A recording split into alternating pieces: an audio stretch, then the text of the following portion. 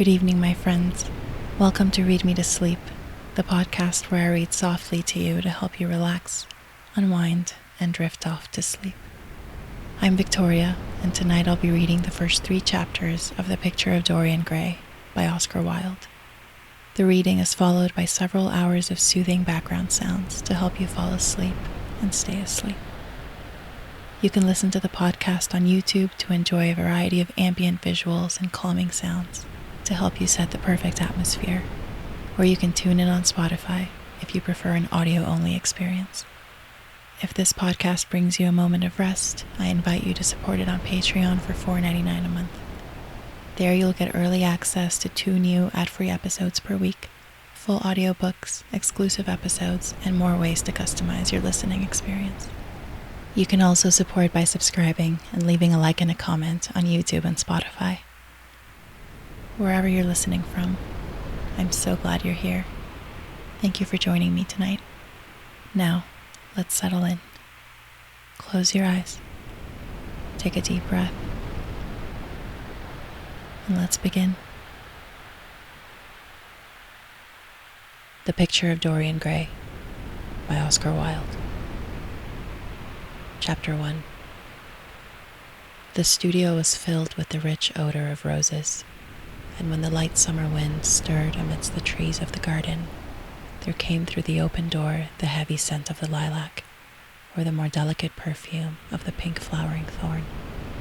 From the corner of the divan of Persian saddlebags on which he was lying, smoking, as was his custom, innumerable cigarettes, Lord Henry Wotton could just catch the gleam of the honey-sweet and honey-colored blossoms of a laburnum, whose tremulous branches seemed hardly able to bear the burden of a beauty so flame-like as theirs.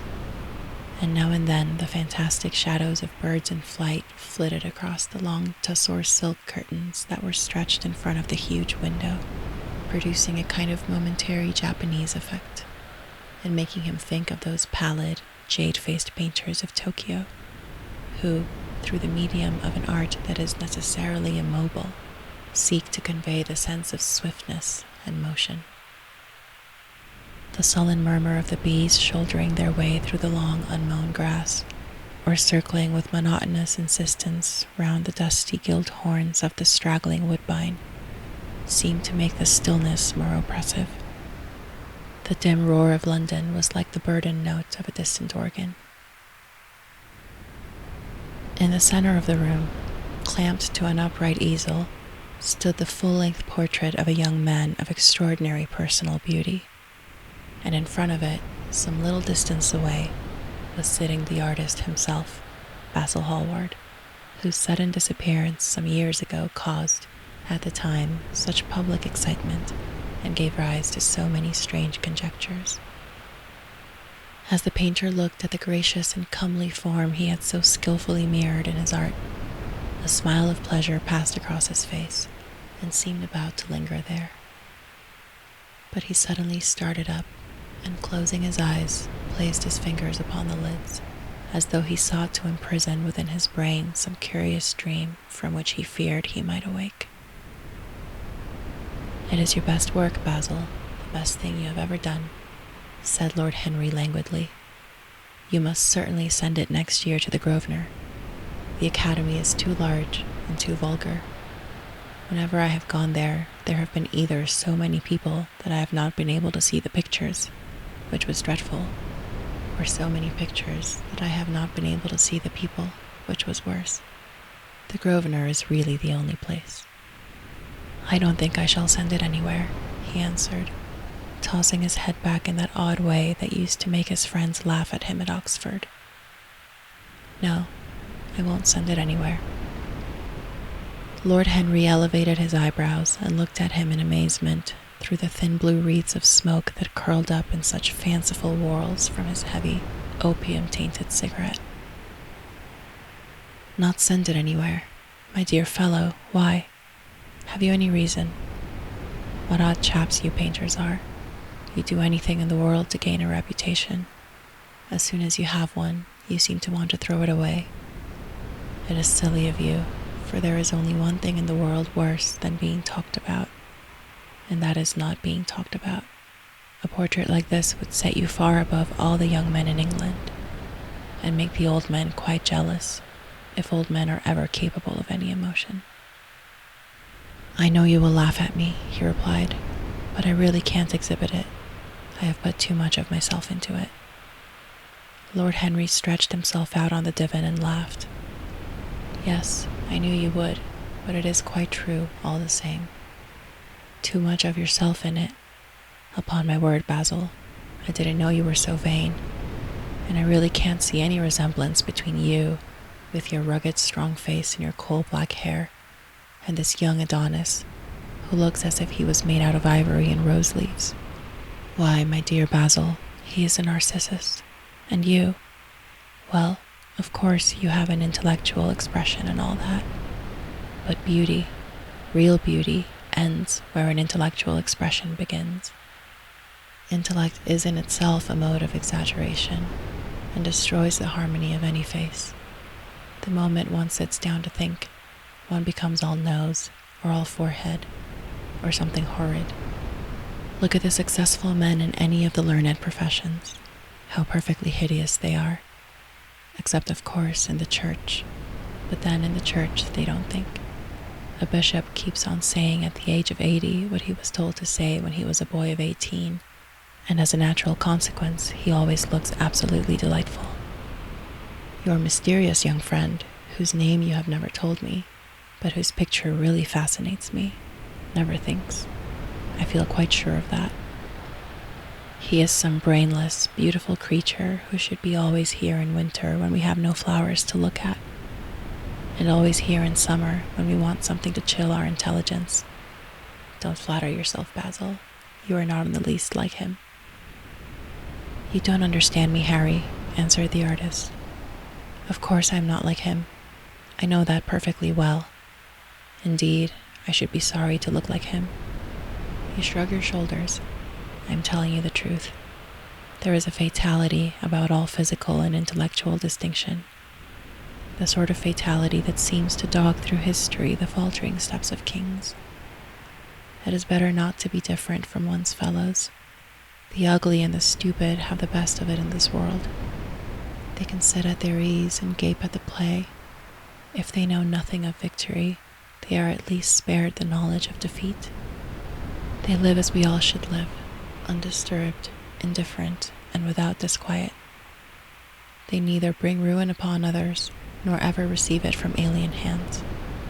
Your rank and wealth, Harry, my brains, such as they are, my art, whatever it may be worth, Dorian Gray's good looks, we shall all suffer for what the gods have given us, suffer terribly. "Dorian Gray, is that his name?"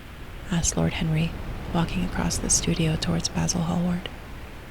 "Yes, that is his name. I didn't intend to tell it to you." "But why not?" "Oh, I can't explain. When I like people immensely, I never tell their names to anyone.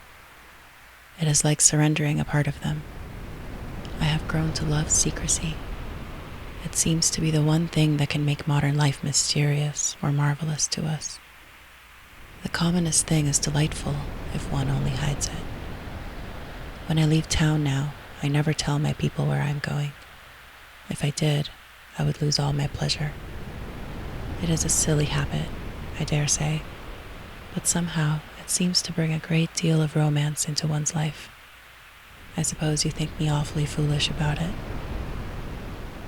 "Not at all," answered Lord Henry. "Not at all, my dear Basil.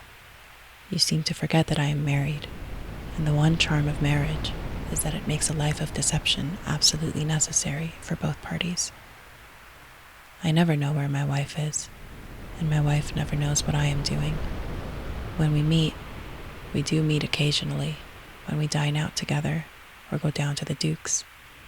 We tell each other the most absurd stories with the most serious faces. My wife is very good at it, much better, in fact, than I am. She never gets confused over her dates, and I always do. But when she does find me out, she makes no row at all. I sometimes wish she would, but she merely laughs at me." "I hate the way you talk about your married life, Harry," said Basil Hallward, strolling toward the door that led into the garden. I believe that you are really a very good husband, but that you are thoroughly ashamed of your own virtues. You are an extraordinary fellow. You never say a moral thing, and you never do a wrong thing. Your cynicism is simply a pose. Being natural is simply a pose, and the most irritating pose I know, cried Lord Henry, laughing. And the two young men went out into the garden together and ensconced themselves on a long bamboo seat that stood in the shade of a tall laurel bush. The sunlight slipped over the polished leaves. In the grass, white daisies were tremulous. After a pause, Lord Henry pulled out his watch. "I am afraid I must be going, Basil," he murmured. "And before I go, I insist on your answering a question I put to you some time ago." "What is that?" said the painter, keeping his eyes fixed on the ground. "You know quite well." "I do not, Harry." "Well, I will tell you what it is. I want you to explain to me why you won't exhibit Dorian Gray's picture. I want the real reason." "I told you the real reason." "No, you did not. You said it was because there was too much of yourself in it. Now that is childish." "Harry," said Basil Hallward, looking him straight in the face, "every portrait that is painted with feeling is a portrait of the artist, not of the sitter. The sitter is merely the accident, the occasion. It is not he who is revealed by the painter. It is rather the painter who, on the colored canvas, reveals himself. The reason I will not exhibit this picture is that I am afraid that I have shown in it the secret of my own soul." Lord Henry laughed. "And what is that?" he asked. "I will tell you," said Hallward, but an expression of perplexity came over his face. "I am all expectation, Basil," continued his companion, glancing at him. "Oh, there is really very little to tell, Harry," answered the painter, "and I am afraid you will hardly understand it. Perhaps you will hardly believe it." Lord Henry smiled, and leaning down, plucked a pink-petaled daisy from the grass and examined it. "I am quite sure I shall understand it," he replied, gazing intently at the little golden, white-feathered disc. "And as for believing things, I can believe anything, provided that it is quite incredible." The wind shook some blossoms from the trees, and the heavy lilac blooms, with their clustering stars, moved to and fro in the languid air. A grasshopper began to chirrup by the wall, and like a blue thread, a long, thin dragonfly floated past on its brown gauze wings.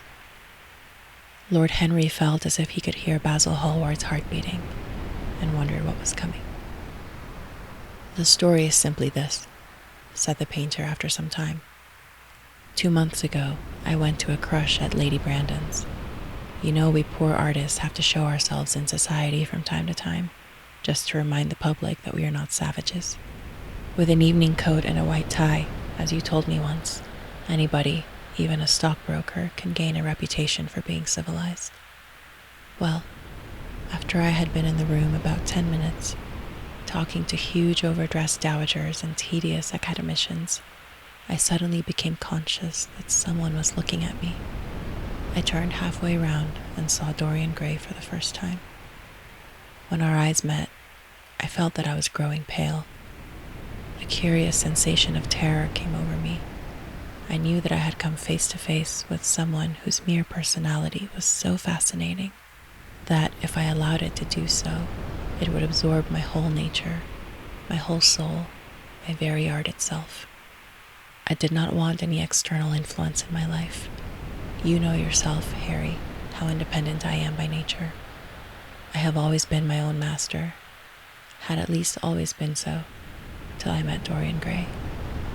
Then, but I don't know how to explain it to you, something seemed to tell me that I was on the verge of a terrible crisis in my life. I had a strange feeling that fate had in store for me exquisite joys and exquisite sorrows. I grew afraid and turned to quit the room. It was not conscience that made me do so. It was a sort of cowardice. I take no credit to myself for trying to escape. Conscience and cowardice are really the same things, Basil. Conscience is the trade name of the firm, that is all. I don't believe that, Harry, and I don't believe you do either. However, whatever was my motive, and it may have been pride, for I used to be very proud, I certainly struggled to the door. There, of course, I stumbled against Lady Brandon. "You are not going to run away so soon, Mr. Hallward," she screamed out. You know, her curiously shrill voice.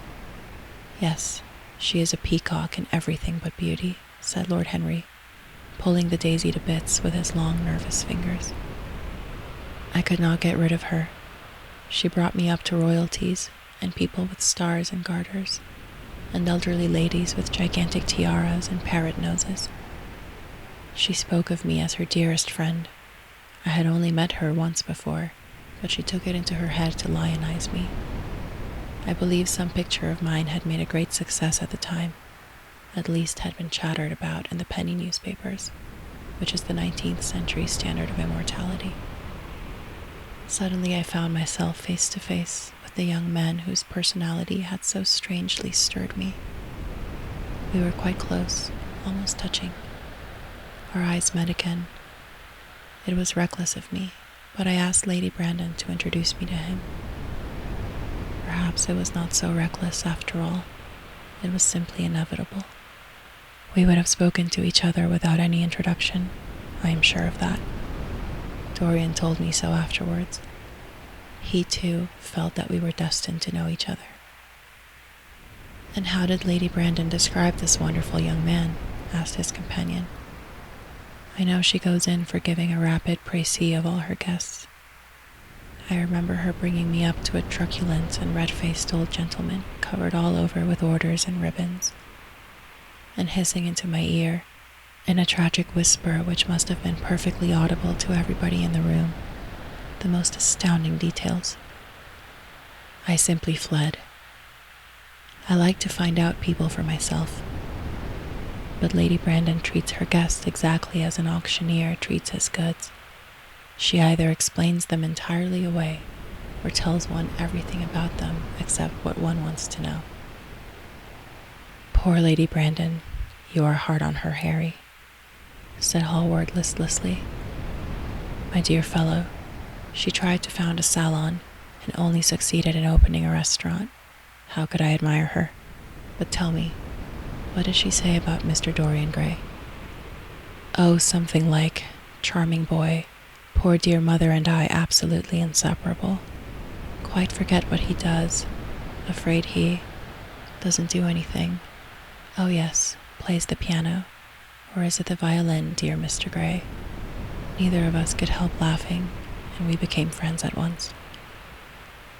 "Laughter is not at all a bad beginning for a friendship, and it is far the best ending for one," said the young lord, plucking another daisy. Hallward shook his head. "You don't understand what friendship is, Harry," he murmured, "or what enmity is, for that matter. You like everyone, that is to say, you are indifferent to everyone."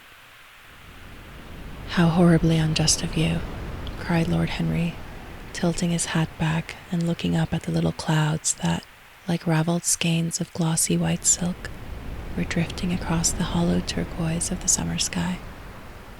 "Yes, horribly unjust of you. I make a great difference between people. I choose my friends for their good looks, my acquaintances for their good characters, and my enemies for their good intellects. A man cannot be too careful in the choice of his enemies. I have not got one who is a fool. They are all men of some intellectual power, and consequently they all appreciate me. Is that very vain of me? I think it is rather vain." "I should think it was, Harry. But according to your category, I must be merely an acquaintance." "My dear old Basil, you are much more than an acquaintance. And much less than a friend, a sort of brother, I suppose." "Oh, brothers. I don't care for brothers. My elder brother won't die, and my younger brothers seem never to do anything else." "Harry," exclaimed Hallward, frowning. "My dear fellow, I am not quite serious. But I can't help detesting my relations.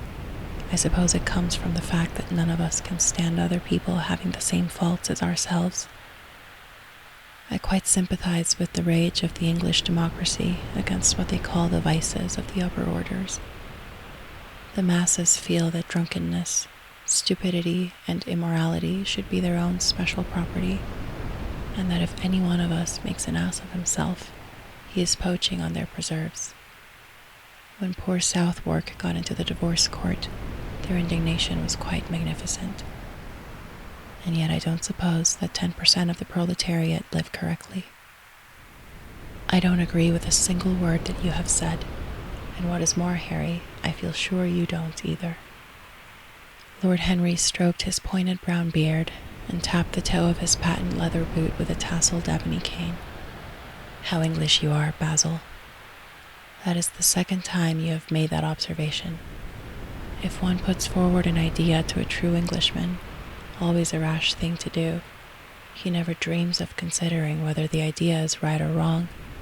The only thing he considers of any importance is whether one believes it oneself. Now, the value of an idea has nothing whatsoever to do with the sincerity of the man who expresses it. Indeed, the probabilities are that the more insincere the man is, the more purely intellectual will the idea be, as in that case it will not be colored by either his wants, his desires, or his prejudices. However, I don't propose to discuss politics, sociology, or metaphysics with you. I like persons better than principles, and I like persons with no principles better than anything else in the world. Tell me more about Mr. Dorian Gray. How often do you see him? Every day. I couldn't be happy if I didn't see him every day. He is absolutely necessary to me. How extraordinary. I thought you would never care for anything but your art. He is all my art to me now, said the painter gravely. I sometimes think, Harry, that there are only two eras of any importance in the world's history. The first is the appearance of a new medium for art, and the second is the appearance of a new personality for art also. What the invention of oil painting was to the Venetians, the face of Antinous was to late Greek sculpture, and the face of Dorian Gray will someday be to me. It is not merely that I paint from him, draw from him, sketch from him. Of course I have done all that, but he is much more to me than a model or a sitter. I won't tell you that I am dissatisfied with what I have done of him, or that his beauty is such that art cannot express it. There is nothing that art cannot express, and I know that the work I have done since I met Dorian Gray is good work, is the best work of my life. But in some curious way, I wonder will you understand me? His personality has suggested to me an entirely new manner in art, an entirely new mode of style. I see things differently. I think of them differently. I can now recreate life in a way that was hidden from me before. A dream of form in days of thought. Who is it who says that? I forget. But it is what Dorian Gray has been to me. The merely visible presence of this lad, for he seems to me little more than a lad, though he is really over 20. His merely visible presence. Ah, I wonder, can you realize all that that means? Unconsciously, he defines for me the lines of a fresh school, a school that is to have in it all the passion of the romantic spirit, all the perfection of the spirit that is Greek, the harmony of soul and body, how much that is. We in our madness have separated the two, and have invented a realism that is vulgar, an ideality that is void. Harry, if you only knew what Dorian Gray is to me. You remember that landscape of mine, for which Agnew offered me such a huge price, but which I would not part with. It is one of the best things I have ever done. And why is it so? Because, while I was painting it, Dorian Gray sat beside me. Some subtle influence passed from him to me, and for the first time in my life, I saw in the plain woodland the wonder I had always looked for and always missed. Basil, this is extraordinary. I must see Dorian Gray. Hallward got up from the seat and walked up and down the garden. After some time he came back. "Harry," he said, "Dorian Gray is to me simply a motive in art. You might see nothing in him. I see everything in him. He is never more present in my work than when no image of him is there. He is a suggestion, as I have said, of a new manner. I find him in the curves of certain lines, and the loveliness and subtleties of certain colors. That is all." "Then why won't you exhibit his portrait?" asked Lord Henry. "Because, without intending it, I have put into it some expression of all this curious artistic idolatry, of which, of course, I have never cared to speak to him. He knows nothing about it. He shall never know anything about it. But the world might guess it, and I will not bare my soul to their shallow, prying eyes. My heart shall never be put under their microscope. There is too much of myself in the thing, Harry. Too much of myself. Poets are not so scrupulous as you are. They know how useful passion is for publication. Nowadays, a broken heart will run to many editions." "I hate them for it," cried Hallward. "An artist should create beautiful things, but should put nothing of his own life into them. We live in an age when men treat art as if it were meant to be a form of autobiography. We have lost the abstract sense of beauty. Some day I will show the world what it is, and for that reason the world shall never see my portrait of Dorian Gray." "I think you are wrong, Basil, but I won't argue with you. It is only the intellectually lost who ever argue. Tell me, is Dorian Gray very fond of you?" The painter considered for a few moments. "He likes me," he answered after a pause.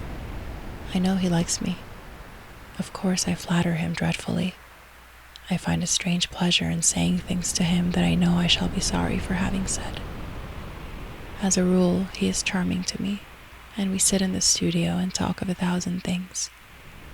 Now and then, however, he is horribly thoughtless, and seems to take a real delight in giving me pain.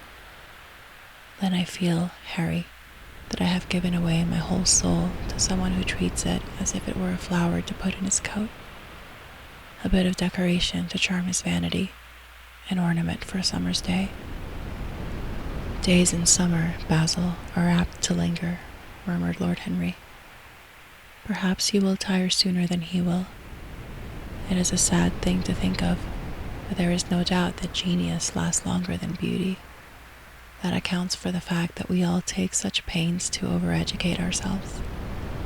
In the wild struggle for existence, we want to have something that endures, and so we fill our minds with rubbish and facts, in the silly hope of keeping our place. The thoroughly well-informed man, that is the modern ideal, and the mind of the thoroughly well-informed man is a dreadful thing. It is like a bric-a-brac shop, all monsters and dust, with everything priced above its proper value. I think you will tire first, all the same. Some day you will look at your friend, and he will seem to you to be a little out of drawing, or you won't like his tone of color, or something. You will bitterly reproach him in your own heart, and seriously think that he has behaved very badly to you. The next time he calls, you will be perfectly cold and indifferent. It will be a great pity, for it will alter you. What you have told me is quite a romance of art, one might call it, and the worst of having a romance of any kind is that it leaves one so unromantic. Harry, don't talk like that. As long as I live, the personality of Dorian Gray will dominate me. You can't feel what I feel. You change too often." "Ah, my dear Basil, that is exactly why I can feel it. Those who are faithful know only the trivial side of love. It is the faithless who know love's tragedies." And Lord Henry struck a light on a dainty silver case and began to smoke a cigarette with a self-conscious and satisfied air, as if he had summed up the world in a phrase. There was a rustle of chirruping sparrows in the green lacquer leaves of the ivy, and the blue cloud shadows chased themselves across the grass like swallows. How pleasant it was in the garden, and how delightful other people's emotions were, much more delightful than their ideas, it seemed to him. One's own soul and the passions of one's friends, those were the fascinating things in life. He pictured to himself with silent amusement the tedious luncheon that he had missed by staying so long with Basil Hallward. Had he gone to his aunt's, he would have been sure to have met Lord Goodbody there, and the whole conversation would have been about the feeding of the poor and the necessity for model lodging houses. Each class would have preached the importance of those virtues, for whose exercise there was no necessity in their own lives. The rich would have spoken on the value of thrift, and the idle grown eloquent over the dignity of labor. It was charming to have escaped all that. As he thought of his aunt, an idea seemed to strike him. He turned to Hallward and said, "My dear fellow, I have just remembered." "Remembered what, Harry?" "Where I heard the name Dorian Gray." "Where was it?" asked Hallward with a slight frown. "Don't look so angry, Basil." "It was at my aunt, Lady Agatha's. She told me she had discovered a wonderful young man who was going to help her in the East End, and that his name was Dorian Gray. I am bound to state that she never told me he was good-looking. Women have no appreciation of good looks. At least, good women have not. She said that he was very earnest and had a beautiful nature. I had once pictured to myself a creature with spectacles and lank hair, horribly freckled, and tramping about on huge feet. I wish I had known it was your friend." "I am very glad you didn't, Harry." "Why?" "I don't want you to meet him." "You don't want me to meet him?" "No." "Mr. Dorian Gray is in the studio, sir," said the butler, coming into the garden. "You must introduce me now," cried Lord Henry, laughing. The painter turned to his servant, who stood blinking in the sunlight. "Ask Mr. Gray to wait, Parker. I shall be in a few moments." The man bowed and went up the walk. Then he looked at Lord Henry. "Dorian Gray is my dearest friend," he said. "He has a simple and a beautiful nature. Your aunt was quite right in what she said of him. Don't spoil him. Don't try to influence him. Your influence would be bad. The world is wide and has many marvelous people in it. Don't take away from me the one person who gives to my art whatever charm it possesses. My life as an artist depends on him. Mind, Harry, I trust you." He spoke very slowly, and the words seemed wrung out of him almost against his will. "What nonsense you talk," said Lord Henry, smiling, and taking Hallward by the arm, he almost led him into the house. Chapter 2. As they entered, they saw Dorian Gray. He was seated at the piano, with his back to them, turning over the pages of a volume of Schumann's forest scenes. "You must lend me these, Basil," he cried. "I want to learn them. They are perfectly charming." "That entirely depends on how you sit today, Dorian." "Oh, I am tired of sitting, and I don't want a life-size portrait of myself," answered the lad, swinging round on the music stool in a willful, petulant manner. When he caught sight of Lord Henry, a faint blush colored his cheeks for a moment, and he started up. "I beg your pardon, Basil, but I didn't know you had anyone with you." "This is Lord Henry Wotton, Dorian, an old Oxford friend of mine. I have just been telling him what a capital sitter you were, and now you have spoiled everything." "You have not spoiled my pleasure in meeting you, Mr. Gray," said Lord Henry, stepping forward and extending his hand. "My aunt has often spoken to me about you. You are one of her favorites, and, I am afraid, one of her victims also." "I am in Lady Agatha's black books at present," answered Dorian, with a funny look of penitence. "I promised to go to a club in Whitechapel with her last Tuesday, and I really forgot all about it. We were to have played a duet together, 3 duets, I believe. I don't know what she will say to me. I am far too frightened to call." "Oh, I will make your peace with my aunt. She's quite devoted to you, and I don't think it really matters about your not being there. The audience probably thought it was a duet. When Aunt Agatha sits down to the piano, she makes quite enough noise for 2 people. That is very horrid to her, and not very nice to me, answered Dorian, laughing. Lord Henry looked at him. Yes, he was certainly wonderfully handsome, with his finely curved scarlet lips, his frank blue eyes, his crisp gold hair. There was something in his face that made one trust him at once. All the candor of youth was there, as well as all youth's passionate purity. One felt that he had kept himself unspotted from the world. No wonder Basil Hallward worshipped him. You are too charming to go in for philanthropy, Mr. Gray. Far too charming. And Lord Henry flung himself down on the divan and opened his cigarette case. The painter had been busy mixing his colors and getting his brushes ready. He was looking worried, and when he heard Lord Henry's last remark, he glanced at him, hesitated for a moment, and then said, "Harry, I want to finish this picture today. Would you think it awfully rude of me if I asked you to go away?" Lord Henry smiled and looked at Dorian Gray. "Am I to go, Mr. Gray?" he asked. "Oh, please don't, Lord Henry. I see that Basil is in one of his sulky moods, and I can't bear him when he sulks. Besides, I want you to tell me why I should not go in for philanthropy." "I don't know that I shall tell you that, Mr. Gray. It is so tedious a subject that one would have to talk seriously about it.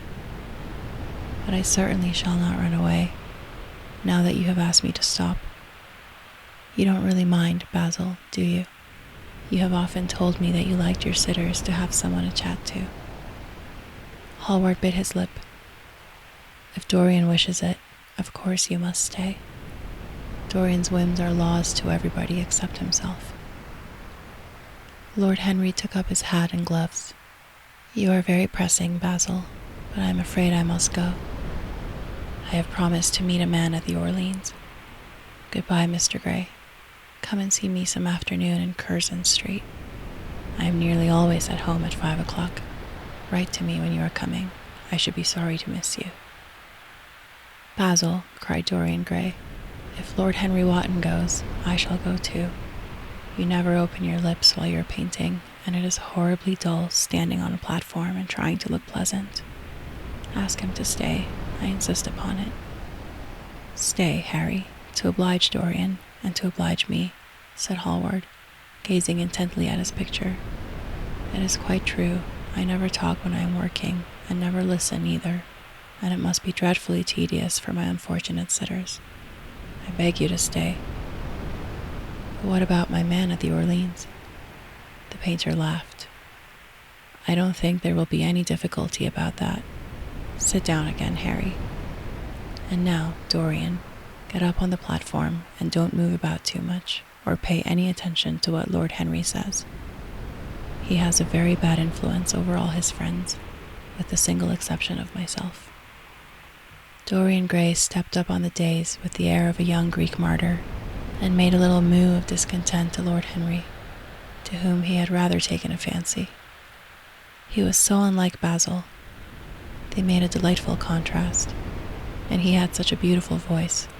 After a few moments he said to him, "Have you really a very bad influence, Lord Henry, as bad as Basil says?" "There is no such thing as a good influence, Mr. Gray. All influence is immoral from the scientific point of view." "Why?" "Because to influence a person is to give him one's own soul. He does not think his natural thoughts, or burn with his natural passions. His virtues are not real to him. His sins, if there are such things as sins, are borrowed. He becomes an echo of someone else's music, an actor of a part that has not been written for him. The aim of life is self-development, to realize one's nature perfectly. That is what each of us is here for. People are afraid of themselves nowadays. They have forgotten the highest of all duties, the duty that one owes to one's self. Of course they are charitable. They feed the hungry and clothe the beggar. But their own souls starve and are naked. Courage has gone out of our race. Perhaps we never really had it. The terror of society, which is the basis of morals, the terror of God, which is the secret of religion. These are the two things that govern us. And yet, just turn your head a little more to the right, Dorian, like a good boy, said the painter, deep in his work and conscious only that a look had come into the lad's face that he had never seen there before. And yet, continued Lord Henry in his low, musical voice, and with that graceful wave of the hand that was always so characteristic of him, and that he had even in his Eton days, I believe that if one man were to live out his life fully and completely, were to give form to every feeling, expression to every thought, reality to every dream, I believe that the world would gain such a fresh impulse of joy that we would forget all the maladies of medievalism and return to the Hellenic ideal, to something finer, richer than the Hellenic ideal, it may be. But the bravest man among us is afraid of himself. The mutilation of the savage has its tragic survival in the self-denial that mars our lives. We are punished for our refusals. Every impulse that we strive to strangle broods in the mind and poisons us. The body sins once, and has done with its sin, for action is a mode of purification. Nothing remains then but the recollection of a pleasure or the luxury of a regret.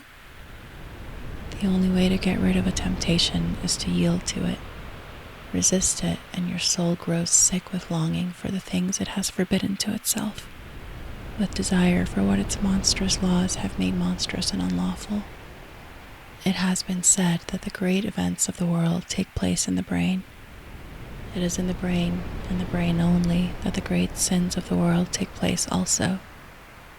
You, Mr. Gray, you yourself, with your rose-red youth and your rose-white boyhood, you have had passions that have made you afraid, thoughts that have filled you with terror, daydreams and sleeping dreams whose mere memory might stain your cheek with shame.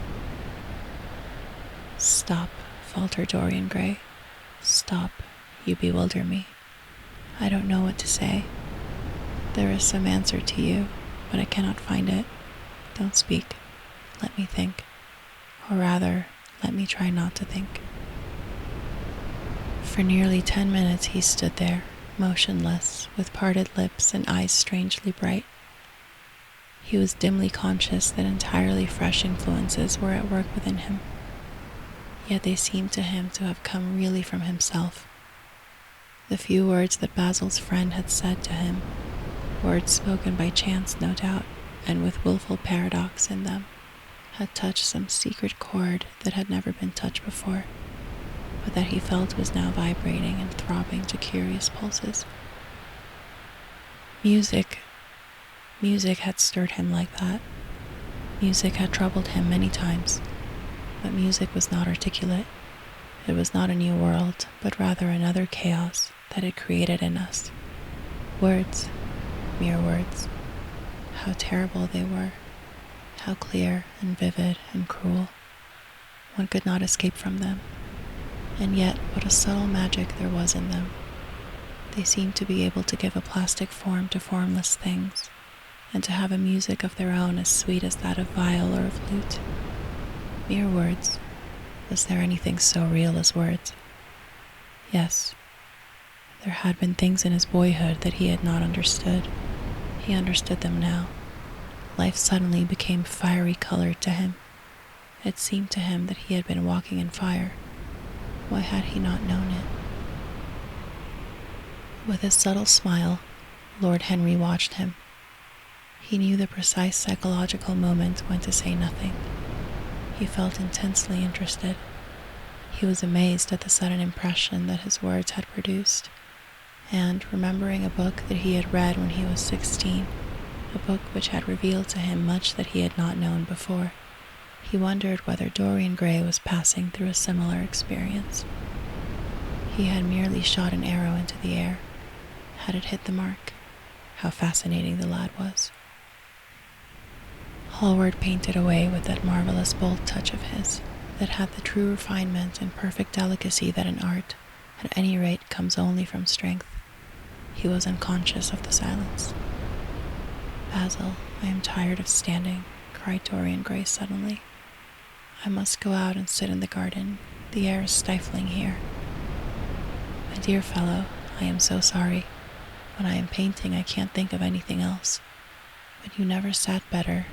You were perfectly still, and I have caught the effect I wanted, the half-parted lips and the bright look in the eyes.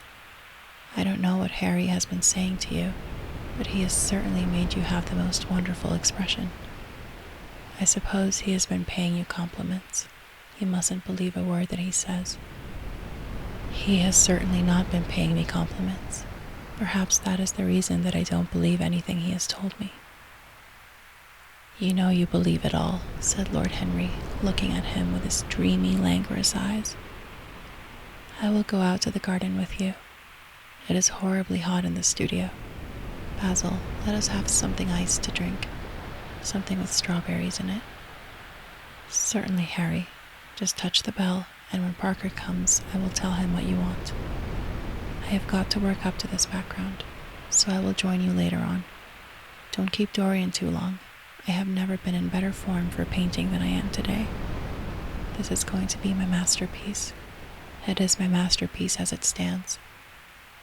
Lord Henry went out to the garden and found Dorian Gray burying his face in the great cool lilac blossoms, feverishly drinking in their perfume as if it had been wine.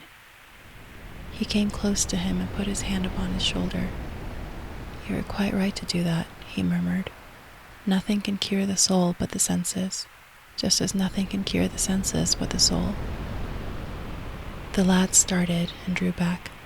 He was bareheaded, and the leaves had tossed his rebellious curls and tangled all their gilded threads. There was a look of fear in his eyes, such as people have when they are suddenly awakened. His finely chiseled nostrils quivered, and some hidden nerve shook the scarlet of his lips and left them trembling. Yes, continued Lord Henry, that is one of the great secrets of life, to cure the soul by means of the senses, and the senses by means of the soul. You are a wonderful creation. You know more than you think you know, just as you know less than you want to know. Dorian Gray frowned and turned his head away. He could not help liking the tall, graceful young man who was standing by him. His romantic, olive-colored face and worn expression interested him. There was something in his low, languid voice that was absolutely fascinating. His cool, white, flower-like hands, even, had a curious charm. They moved as he spoke, like music, and seemed to have a language of their own. But he felt afraid of him, and ashamed of being afraid. Why had it been left for a stranger to reveal him to himself? He had known Basil Hallward for months, but the friendship between them had never altered him.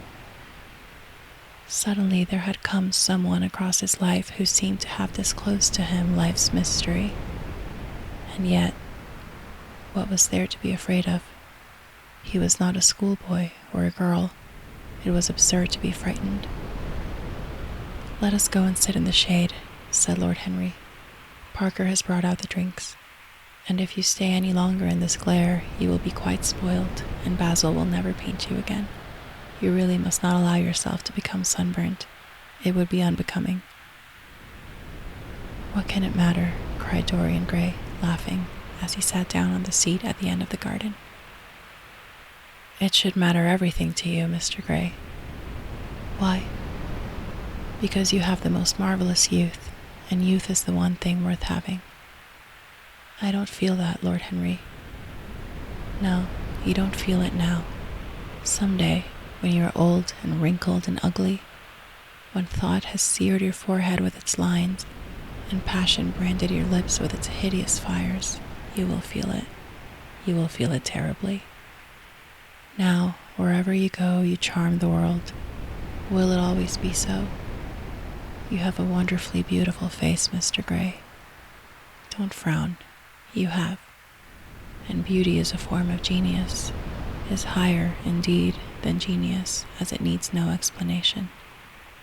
It is of the great facts of the world, like sunlight or springtime, or the reflection in dark waters of that silver shell we call the moon.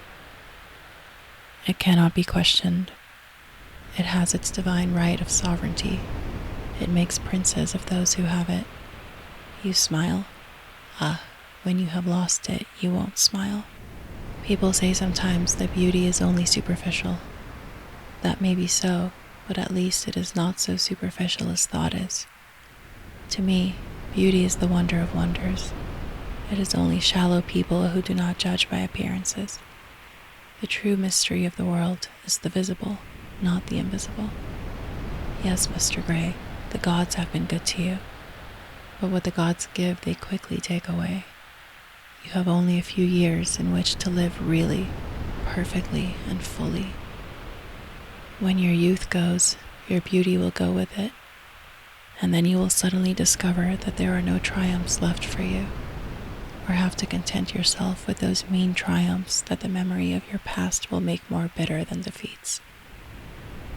Every month as it wanes brings you nearer to something dreadful. Time is jealous of you, and wars against your lilies and your roses. You will become sallow and hollow-cheeked and dull-eyed. You will suffer horribly. Ah, realize your youth while you have it. Don't squander the gold of your days, listening to the tedious, trying to improve the hopeless failure, or giving away your life to the ignorant, the common, and the vulgar. These are the sickly aims, the false ideals of our age. Live.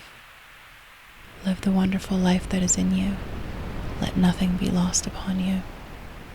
Be always searching for new sensations. Be afraid of nothing. And you hedonism, that is what our century wants. You might be its visible symbol. With your personality, there is nothing you could not do. The world belongs to you for a season. The moment I met you, I saw that you were quite unconscious of what you really are, of what you really might be.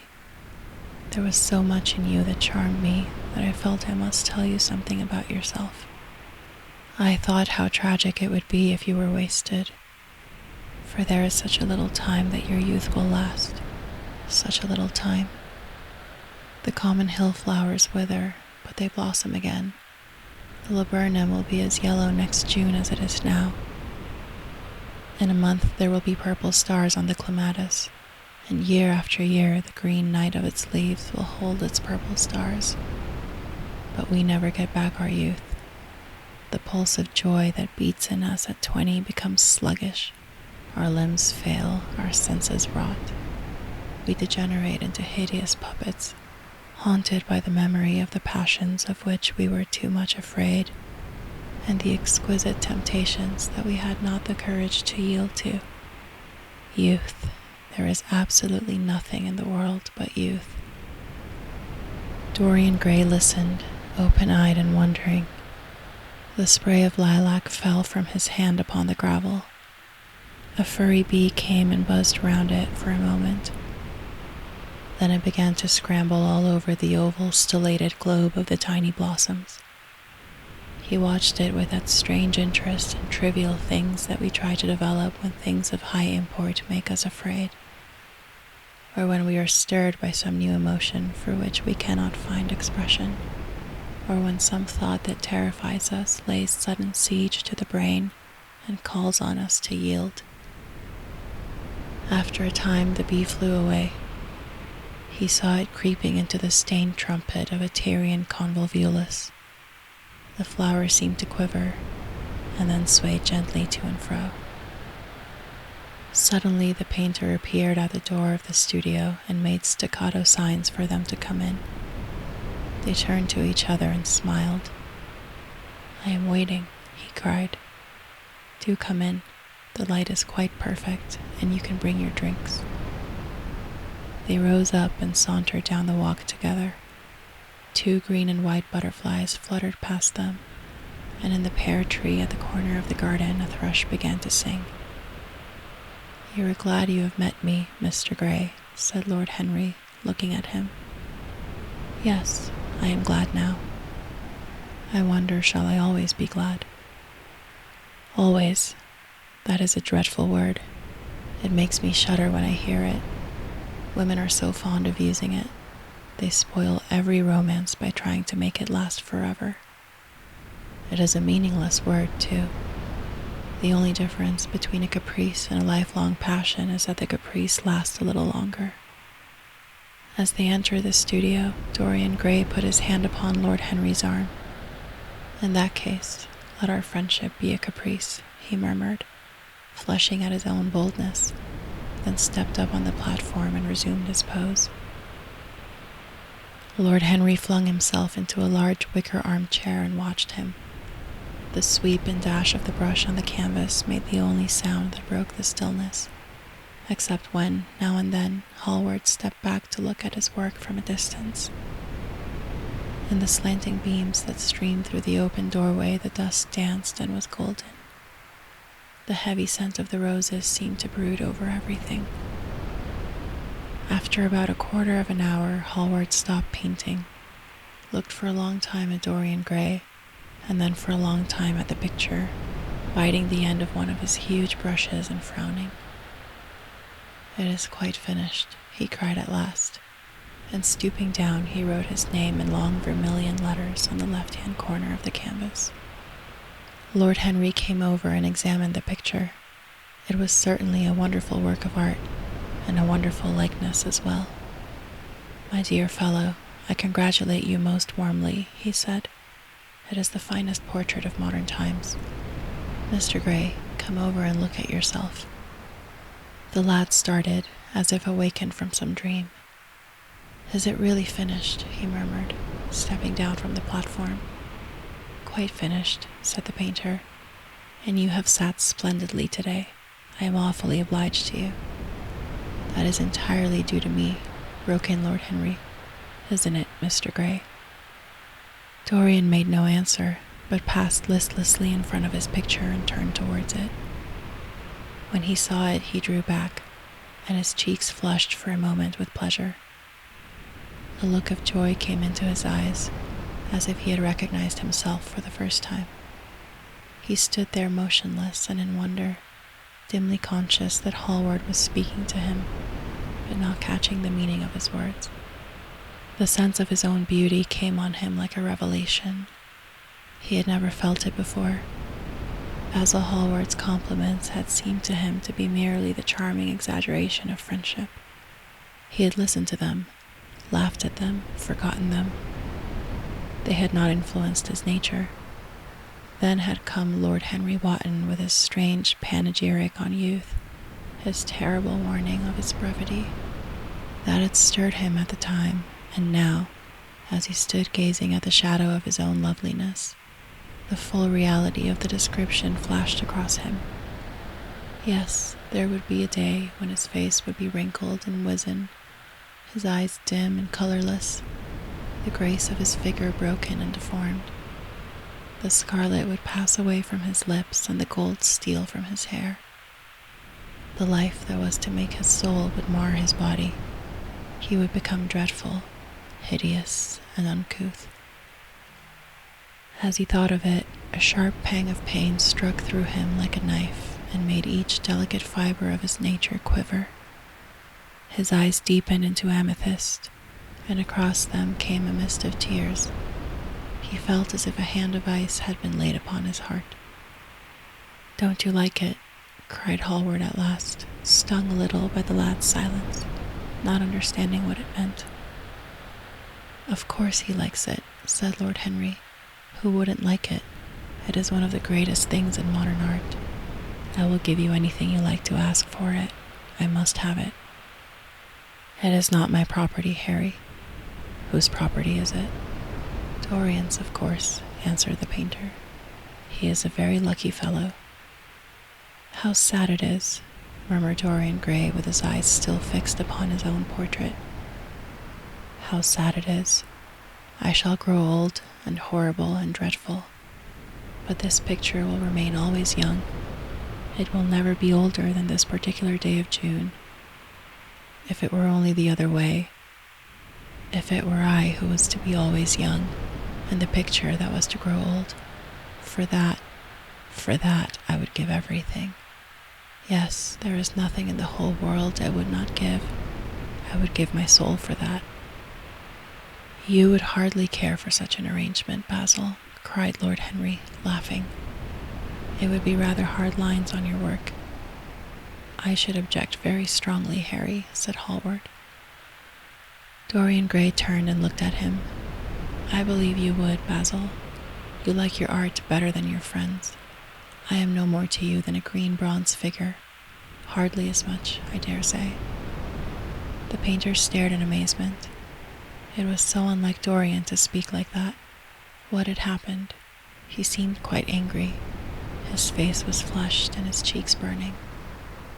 Yes, he continued, I am less to you than your ivory Hermes or your silver fawn. You will like them always. How long will you like me? Till I have my first wrinkle, I suppose. I know now that when one loses one's good looks, whatever they may be, one loses everything. Your picture has taught me that. Lord Henry Wotton is perfectly right. Youth is the only thing worth having. When I find that I am growing old, I shall kill myself. Hallward turned pale and caught his hand. Dorian, he cried, don't talk like that. I have never had such a friend as you, and I shall never have such another. You are not jealous of material things, are you? You who are finer than any of them. I am jealous of everything whose beauty does not die. I am jealous of the portrait you have painted of me. Why should it keep what I must lose? Every moment that passes takes something from me and gives something to it. Oh, if it were only the other way. If the picture could change and I could be always what I am now.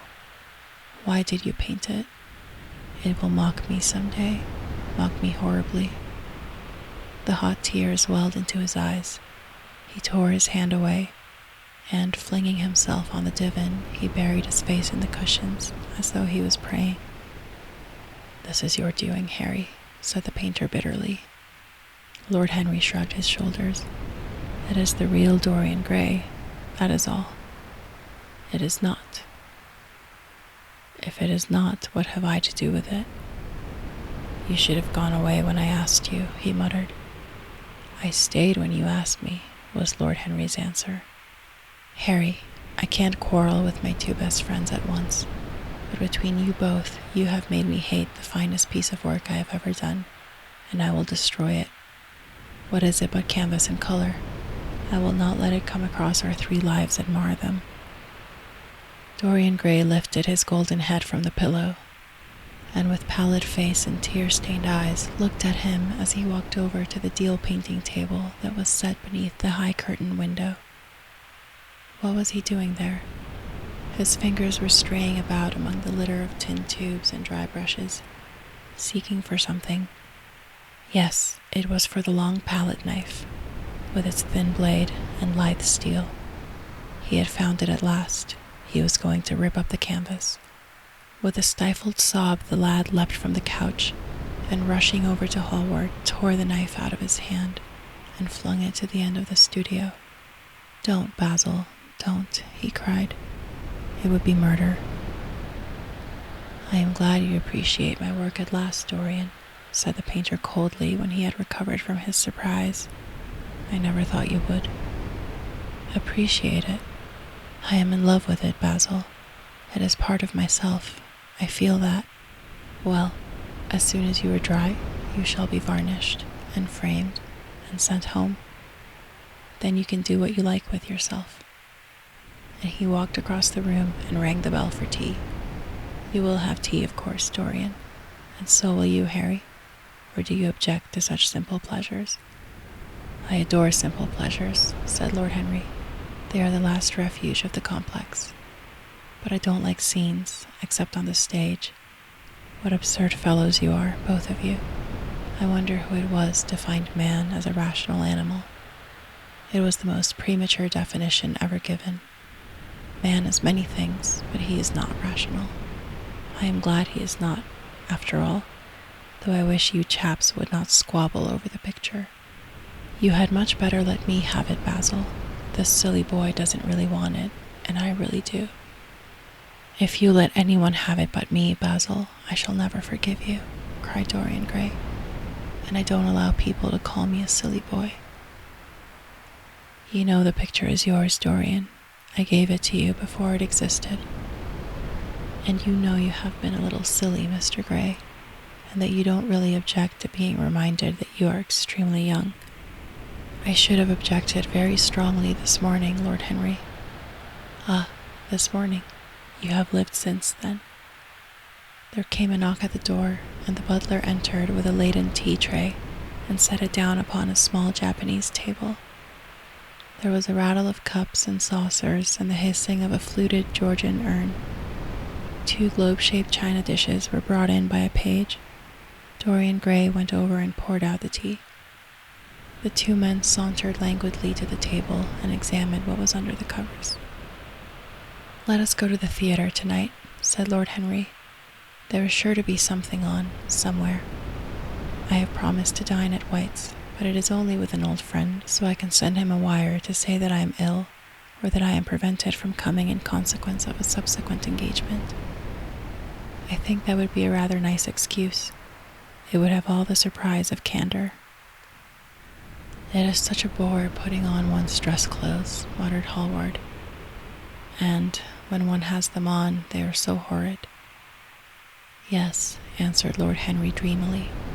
"The costume of the 19th century is detestable. It is so somber, so depressing. Sin is the only real color element left in modern life. You really must not say things like that before Dorian, Harry." "Before which Dorian? The one who is pouring out tea for us, or the one in the picture?" "Before either." "I should like to come to the theater with you, Lord Henry," said the lad. "Then you shall come. And you will come too, Basil, won't you?" "I can't, really. I would sooner not. I have a lot of work to do." "Well then, you and I will go alone, Mr. Gray." "I should like that awfully." The painter bit his lip and walked over, cup in hand, to the picture. "I shall stay with the real Dorian," he said sadly. "Is it the real Dorian?" cried the original of the portrait, strolling across to him. "Am I really like that?" "Yes, you are just like that. How wonderful, Basil. At least you are like it in appearance, but it will never alter," sighed Hallward. "That is something." "What a fuss people make about fidelity," exclaimed Lord Henry. "Why, even in love it is purely a question for physiology. It has nothing to do with our own will. Young men want to be faithful and are not. Old men want to be faithless and cannot. That is all one can say." "Don't go to the theater tonight, Dorian," said Hallward. "Stop and dine with me." "I can't, Basil." "Why?" "Because I have promised Lord Henry Wotton to go with him. He won't like you the better for keeping your promises. He always breaks his own. I beg you not to go." Dorian Gray laughed and shook his head. "I entreat you." The lad hesitated and looked over at Lord Henry, who was watching them from the tea table with an amused smile. "I must go, Basil," he answered. "Very well," said Hallward, and he went over and laid down his cup on the tray. "It is rather late, and as you have to dress, you had better lose no time. Goodbye, Harry. Goodbye, Dorian. Come and see me soon. Come tomorrow." "Certainly. You won't forget?" "No, of course not," cried Dorian. "And, Harry." "Yes, Basil." "Remember what I asked you when we were in the garden this morning?" "I have forgotten it." "I trust you." "I wish I could trust myself," said Lord Henry, laughing. "Come, Mr. Gray. My hansom is outside, and I can drop you at your own place. Goodbye, Basil. It has been a most interesting afternoon." As the door closed behind them, the painter flung himself down on a sofa, and a look of pain came into his face. Chapter 3. At 12:30 the next day, Lord Henry Wotton strolled from Curzon Street over to the Albany to call on his uncle, Lord Fermor, a genial if somewhat rough-mannered old bachelor, whom the outside world called selfish because it derived no particular benefit from him, but who was considered generous by society as he fed the people who amused him. His father had been our ambassador at Madrid when Isabella was young and prim unthought of, but had retired from the diplomatic service in a capricious moment of annoyance on not being offered the embassy at Paris, a post to which he considered that he was fully entitled by reason of his birth, his indolence, the good English of his dispatches, and his inordinate passion for pleasure. The son, who had been his father's secretary, had resigned along with his chief, somewhat foolishly as was thought at the time, and on succeeding some months later to the title, had set himself to the serious study of the great aristocratic art of doing absolutely nothing. He had 2 large townhouses, but preferred to live in chambers as it was less trouble, and took most of his meals at his club. He paid some attention to the management of his collieries in the Midland counties, excusing himself for this taint of industry on the ground that the one advantage of having coal was that it enabled a gentleman to afford the decency of burning wood on his own hearth. In politics he was a Tory, except when the Tories were in office, during which period he roundly abused them for being a pack of radicals. He was a hero to his valet, who bullied him, and a terror to most of his relations, whom he bullied in turn. Only England could have produced him, and he always said that the country was going to the dogs. His principles were out of date, but there was a good deal to be said for his prejudices. When Lord Henry entered the room, he found his uncle sitting in a rough shooting coat, smoking a cheroot and grumbling over the Times. "Well, Harry," said the old gentleman, "what brings you out so early? I thought you dandies never got up till 2 and were not visible till 5. Pure family affection, I assure you, Uncle George. I want to get something out of you." "Money, I suppose," said Lord Fermor, making a wry face. "Well, sit down and tell me all about it. Young people nowadays imagine that money is everything." "Yes," murmured Lord Henry, settling his buttonhole in his coat. "And when they grow older they know it. But I don't want money. It is only people who pay their bills who want that, Uncle George, and I never pay mine. Credit is the capital of a younger son, and one lives charmingly upon it. Besides, I always deal with Dartmoor's tradesmen, and consequently they never bother me. What I want is information. Not useful information, of course. Useless information. Well, I can tell you anything that is in an English blue book, Harry. Although those fellows nowadays write a lot of nonsense. When I was in the diplomatic, things were much better. But I hear they let them in now by examination. What can you expect? Examinations, sir, are pure humbug from beginning to end. If a man is a gentleman, he knows quite enough. And if he is not a gentleman, whatever he knows is bad for him."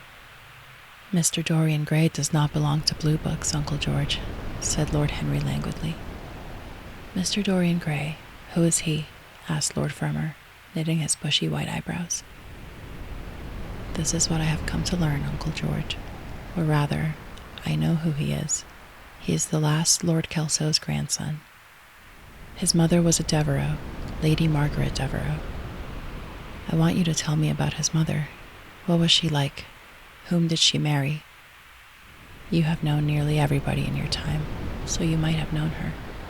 I am very much interested in Mr. Gray at present. I have only just met him." "Kelso's grandson," echoed the old gentleman. "Kelso's grandson, of course. I knew his mother intimately. I believe I was at her christening. She was an extraordinarily beautiful girl, Margaret Devereux, and made all the men frantic by running away with a penniless young fellow, a mere nobody, sir, a subaltern in a foot regiment, or something of that kind. Certainly, I remember the whole thing as if it happened yesterday. The poor chap was killed in a duel at Spa a few months after the marriage. There was an ugly story about it. They said Kelso got some rascally adventurer, some Belgian brute, to insult his son-in-law in public. Paid him, sir, to do it, paid him. And that the fellow spitted his man as if he had been a pigeon. The thing was hushed up, but egad, Kelso ate his chop alone at the club for some time afterwards. He brought his daughter back with him, I was told, and she never spoke to him again. Oh yes, it was a bad business. The girl died too, died within a year. So she left a son, did she? I had forgotten that. What sort of boy is he? If he's like his mother, he must be a good-looking chap. He is very good-looking, assented Lord Henry. I hope he will fall into proper hands, continued the old man. He should have a pot of money waiting for him, if Kelso did the right thing by him. His mother had money too. All the Selby property came to her, through her grandfather. Her grandfather hated Kelso, thought him a mean dog. He was, too. Came to Madrid once when I was there. Egad, I was ashamed of him. The Queen used to ask me about the English noble who was always quarreling with the cabmen about their fares. They made quite a story of it. I didn't dare show my face at court for a month. I hope he treated his grandson better than he did the Jarvies. I don't know, answered Lord Henry. I fancy that the boy will be well off. He is not of age yet. He has Selby, I know. He told me so. And his mother was very beautiful? Margaret Devereux was one of the loveliest creatures I ever saw, Harry. What on earth induced her to behave as she did, I never could understand. She could have married anybody she chose. Carlington was mad after her. She was romantic, though. All the women of that family were. The men were a poor lot, but egad, the women were wonderful. Carlington went on his knees to her, told me so himself. She laughed at him, and there wasn't a girl in London at the time who wasn't after him. And by the way, Harry, talking about silly marriages, what is this humbug your father tells me about Dartmoor wanting to marry an American? Ain't English girls good enough for him? It is rather fashionable to marry Americans just now, Uncle George. I'll back English women against the world, Harry, said Lord Fermor, striking the table with his fist. The betting is on the Americans. They don't last, I am told, muttered his uncle. A long engagement exhausts them, but they are capital at a steeplechase. They take things flying. I don't think Dartmoor has a chance. Who are her people? Grumbled the old gentleman. Has she got any? Lord Henry shook his head. American girls are as clever at concealing their parents as English women are at concealing their past, he said, rising to go. They are pork packers, I suppose.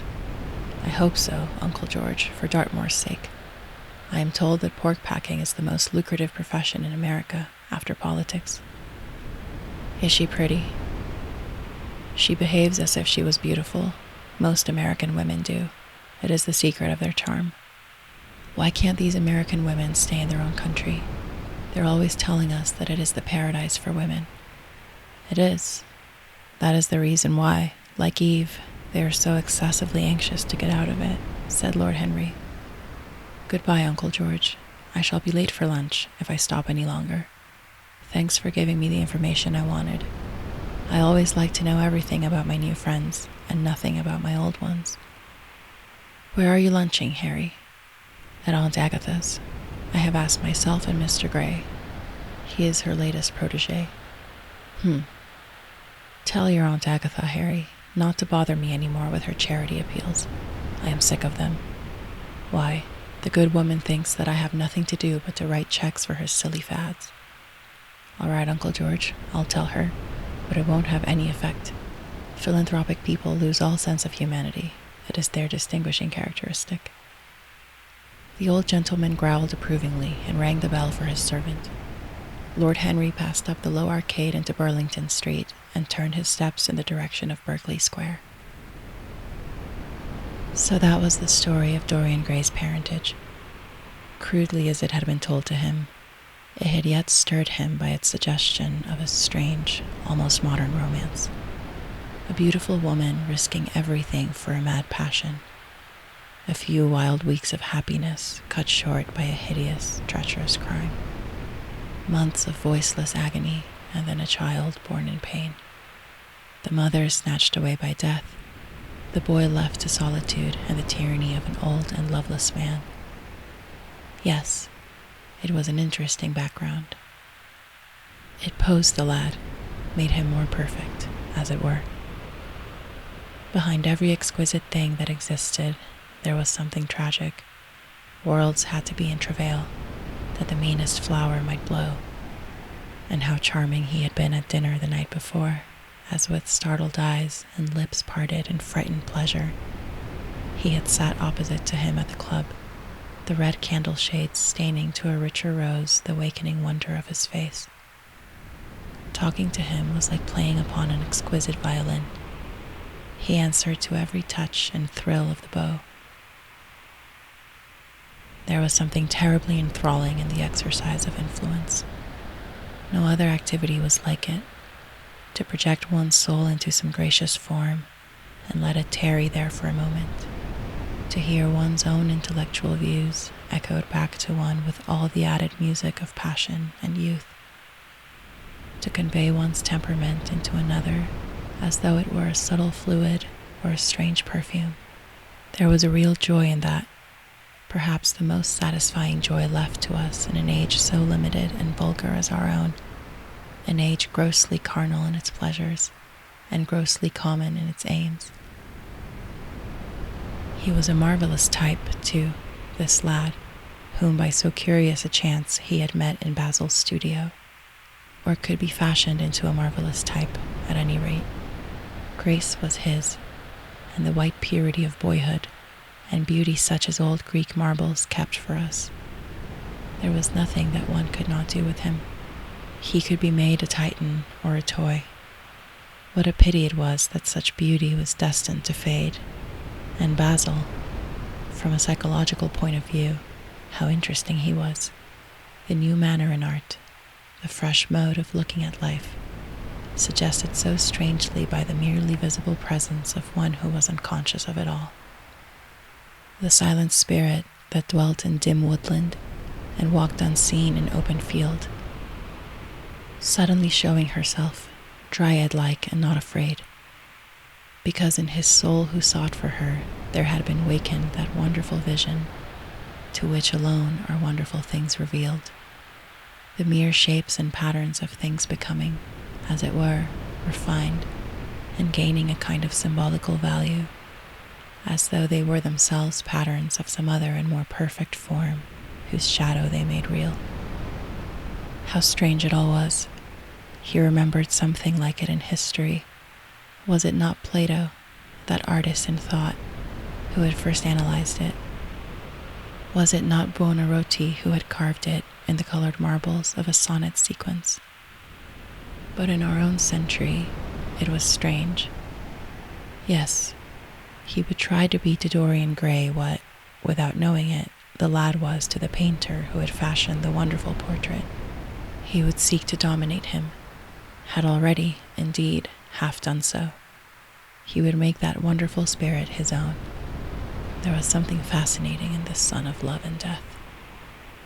Suddenly he stopped and glanced up at the houses. He found that he had passed his aunts some distance, and smiling to himself, turned back. When he entered the somewhat somber hall, the butler told him that they had gone in to lunch. He gave one of the footmen his hat and stick, and passed into the dining room. "Late as usual, Harry," cried his aunt, shaking her head at him. He invented a facile excuse, and having taken the vacant seat next to her, looked round to see who was there. Dorian bowed to him shyly from the end of the table, a flush of pleasure stealing into his cheek. Opposite was the Duchess of Harley, a lady of admirable good nature and good temper, much liked by everyone who knew her, and of those ample architectural proportions that in women who are not duchesses are described by contemporary historians as stoutness. Next to her sat, on her right, Sir Thomas Burton, a radical member of Parliament, who followed his leader in public life and in private life followed the best cooks, dining with the Tories and thinking with the Liberals, in accordance with a wise and well-known rule. The post on her left was occupied by Mr. Erskine of Treadley, an old gentleman of considerable charm and culture, who had fallen, however, into bad habits of silence, having, as he explained once to Lady Agatha, said everything that he had to say before he was 30. His own neighbor was Mrs. Vandeleur, one of his aunt's oldest friends, a perfect saint amongst women, but so dreadfully dowdy that she reminded one of a badly bound hymn book. Fortunately for him, she had on the other side Lord Faudel, a most intelligent middle-aged mediocrity, as bald as a ministerial statement in the House of Commons, with whom she was conversing in that intensely earnest manner, which is the one unpardonable error, as he remarked once himself, that all really good people fall into, and from which none of them ever quite escape. "We're talking about poor Dartmoor, Lord Henry," cried the Duchess, nodding pleasantly to him across the table. "Do you think he will really marry this fascinating young person?" "I believe she has made up her mind to propose to him, Duchess." "How dreadful," exclaimed Lady Agatha. "Really, someone should interfere." "I am told, on excellent authority, that her father keeps an American dry goods store," said Sir Thomas Burden, looking supercilious. "My uncle has already suggested pork packing, Sir Thomas." "Dry goods? What are American dry goods?" asked the Duchess, raising her large hands in wonder and accentuating the verb. "American novels," answered Lord Henry, helping himself to some quail. The Duchess looked puzzled. "Don't mind him, my dear," whispered Lady Agatha. "He never means anything that he says." "When America was discovered," said the Radical member, and he began to give some wearisome facts. Like all people who try to exhaust a subject, he exhausted his listeners. The Duchess sighed and exercised her privilege of interruption. "I wish to goodness it never had been discovered at all," she exclaimed. "Really, our girls have no chance nowadays. It is most unfair. Perhaps, after all, America never has been discovered," said Mr. Erskine. "I myself would say that it had merely been detected." "Oh, but I have seen specimens of the inhabitants," answered the Duchess vaguely. "I must confess that most of them are extremely pretty, and they dress well too. They get all their dresses in Paris. I wish I could afford to do the same." "They say that when good Americans die, they go to Paris," chuckled Sir Thomas, who had a large wardrobe of humorous cast-off clothes. "Really? And where do bad Americans go to when they die?" inquired the Duchess. "They go to America," murmured Lord Henry. Sir Thomas frowned. "I am afraid that your nephew is prejudiced against that great country," he said to Lady Agatha. "I have traveled all over it in cars provided by the directors, who in such matters are extremely civil. I assure you that it is an education to visit it."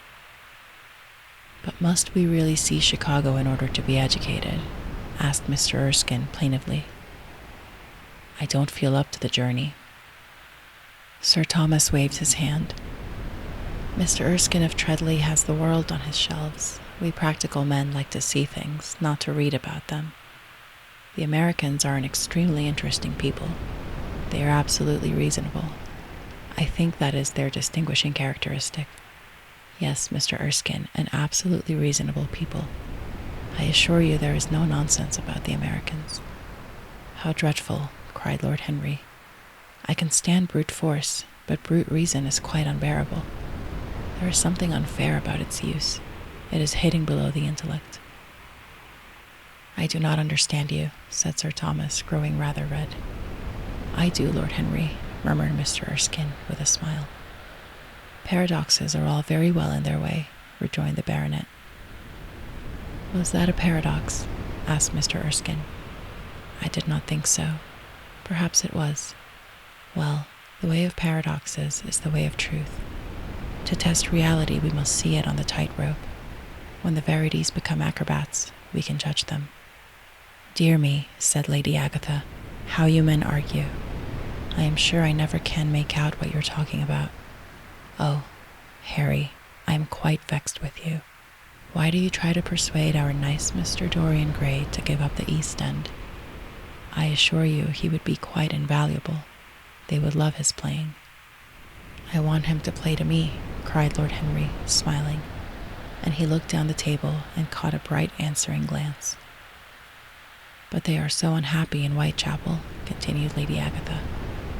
"I can sympathize with everything except suffering," said Lord Henry, shrugging his shoulders. "I cannot sympathize with that. It is too ugly, too horrible, too distressing. There is something terribly morbid in the modern sympathy with pain. One should sympathize with the color, the beauty, the joy of life. The less said about life's source, the better. Still, the East End is a very important problem, remarked Sir Thomas with a grave shake of the head. Quite so, answered the young lord. It is the problem of slavery, and we try to solve it by amusing the slaves. The politician looked at him keenly. What change do you propose, then? He asked. Lord Henry laughed. I don't desire to change anything in England except the weather, he answered. I am quite content with philosophic contemplation. But, as the 19th century has gone bankrupt through an over-expenditure of sympathy, I would suggest that we should appeal to science to put us straight. The advantage of the emotions is that they lead us astray, and the advantage of science is that it is not emotional. But we have such grave responsibilities, ventured Mrs. Vandeleur timidly. Terribly grave, echoed Lady Agatha. Lord Henry looked over at Mr. Erskine. Humanity takes itself too seriously. It is the world's original sin. If the caveman had known how to laugh, his story would have been different. You are really very comforting, warbled the Duchess. I have always felt rather guilty when I came to see your dear aunt, for I take no interest at all in the East End. For the future I shall be able to look her in the face without a blush. A blush is very becoming, Duchess, remarked Lord Henry. Only when one is young, she answered. When an old woman like myself blushes, it is a very bad sign. Ah, Lord Henry, I wish you would tell me how to become young again. He thought for a moment. Can you remember any great error that you committed in your early days, Duchess? He asked, looking at her across the table. A great many, I fear, she cried. Then commit them over again, he said gravely. To get back one's youth, one has merely to repeat one's follies. A delightful theory, she exclaimed. I must put it into practice. A dangerous theory came from Sir Thomas's tight lips. Lady Agatha shook her head, but could not help being amused. Mr. Erskine listened. Yes, he continued, that is one of the great secrets of life. Nowadays most people die of a sort of creeping common sense, and discover when it is too late that the only things one never regrets are one's mistakes. A laugh ran round the table. He played with the idea and grew willful, tossed it into the air and transformed it, let it escape and recaptured it, made it iridescent with fancy and winged it with paradox. The praise of folly, as he went on, soared into a philosophy, and philosophy herself became young, and catching the mad music of pleasure, wearing, one might fancy, her wine-stained robe and wreath of ivy, danced like a bacchante over the hills of life, and mocked the slow Silenus for being sober. Facts fled before her like frightened forest things. Her white feet trod the huge press at which wise Omar sits, till the seething grape juice rose round her bare limbs in waves of purple bubbles, or crawled in red foam over the vat's black, dripping, sloping sides. It was an extraordinary improvisation. He felt that the eyes of Dorian Gray were fixed on him, and the consciousness that amongst his audience there was one whose temperament he wished to fascinate seemed to give his wit keenness and to lend color to his imagination. He was brilliant, fantastic, irresponsible. He charmed his listeners out of themselves, and they followed his pipe, laughing. Dorian Gray never took his gaze off him, but sat like one under a spell, smiles chasing each other over his lips, and wonder growing grave in his darkening eyes. At last, liveried in the costume of the age, reality entered the room in the shape of a servant to tell the Duchess that her carriage was waiting. She wrung her hands in mock despair. How annoying, she cried. I must go. I have to call for my husband at the club, to take him to some absurd meeting at Willis's rooms, where he is going to be in the chair. If I am late, he is sure to be furious, and I couldn't have a scene in this bonnet. It is far too fragile. A harsh word would ruin it. No, I must go, dear Agatha. Goodbye, Lord Henry. You are quite delightful and dreadfully demoralizing. I am sure I don't know what to say about your views. You must come and dine with us some night. Tuesday. Are you disengaged Tuesday? For you I would throw over anybody, Duchess, said Lord Henry with a bow. Ah, that is very nice and very wrong of you, she cried. So mind you come. And she swept out of the room, followed by Lady Agatha and the other ladies. When Lord Henry had sat down again, Mr. Erskine moved round, and taking a chair close to him, placed his hand upon his arm. You talk books away, he said. Why don't you write one? I am too fond of reading books to care to write them, Mr. Erskine. I should like to write a novel, certainly. A novel that would be as lovely as a Persian carpet and as unreal. But there is no literary public in England for anything except newspapers, primers, and encyclopedias. Of all people in the world, the English have the least sense of the beauty of literature. I fear you are right, answered Mr. Erskine. I myself used to have literary ambitions, but I gave them up long ago. And now, my dear young friend, if you will allow me to call you so, may I ask if you really meant all that you said to us at lunch? I quite forget what I said, smiled Lord Henry. Was it all very bad? Very bad indeed. In fact, I consider you extremely dangerous, and if anything happens to our good Duchess, we shall all look on you as being primarily responsible. But I should like to talk to you about life. The generation into which I was born was tedious. Some day, when you are tired of London, come down to Treadley and expound to me your philosophy of pleasure over some admirable Burgundy I am fortunate enough to possess. I shall be charmed. A visit to Treadley would be a great privilege. It has a perfect host and a perfect library. You will complete it, answered the old gentleman with a courteous bow. And now I must bid goodbye to your excellent aunt. I am due at the Athenaeum. It is the hour when we sleep there. All of you, Mr. Erskine. 40 of us in 40 armchairs. We are practicing for an English Academy of Letters. Lord Henry laughed and rose. I am going to the park, he cried. As he was passing out of the door, Dorian Gray touched him on the arm. Let me come with you, he murmured. But I thought you had promised Basil Hallward to go and see him, answered Lord Henry. I would sooner come with you. Yes, I feel I must come with you. Do let me, and you will promise to talk to me all the time. No one talks so wonderfully as you do. Ah, I have talked quite enough for today, said Lord Henry, smiling. All I want now is to look at life. You may come and look at it with me, if you care to.